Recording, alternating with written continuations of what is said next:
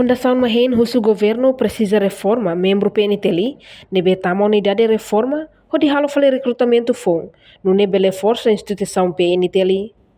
Diretor executivo Fundação Mahen, Nelson Belo, ba jornalista sira, e hanyaknar fatin quarta-feira, Lourenço Loresen Lima, fulan janeiro, tinan rihundua rono Lourenço Lima. Governo tem que halo reforma, basira nebe makidade botona, hanesang membro sira nebe atinzi ona idade, nem nulo to hitu nulona, nebe lolos tamo na idade reformação. No exigência de situação de segurança, desde que tinha Hiracle,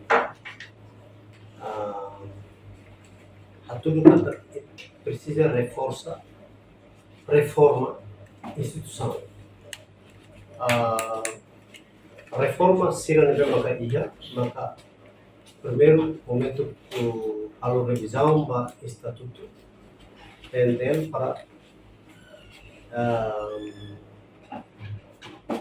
pessoal que membro PNTL balu nebe maka atingi ono tinan ne nulu balu to hitu nulu ne ba processo reforma e oitavo governo momento de bale halo mabe nulu governo mai reativa fala e toda down ne e momento de ba questão kata reforma ne laislio reforma ne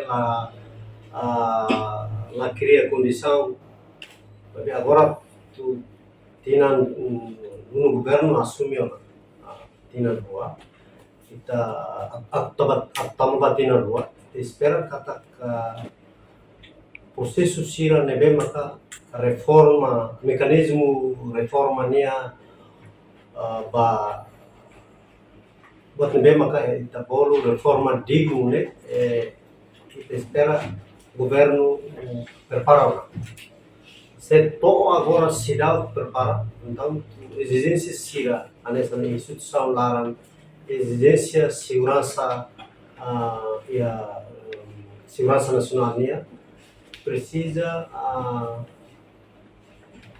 halo recrutamento para tu bele atender necessidade de segurança no tema. Itu ne mais ou menos Fundação Mahen de observação da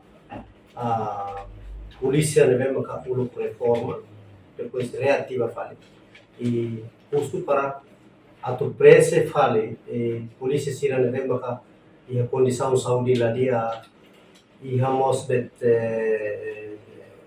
katuas tadau kona ita precisa polícia ida ne mesmo que atende no situação sira ne mesmo que tuir de exigência e a comunidade não temos exigência e a instituição PNTL lá. Reportagem Melania Conceição, Televisão Timor-Poste. Janela informação ba emogoto. Atua tem informação atual dia Clio. Kita haluha. Haneham botão subscribe, like. Halo comentário no faixa tutang ba media sosial hotu.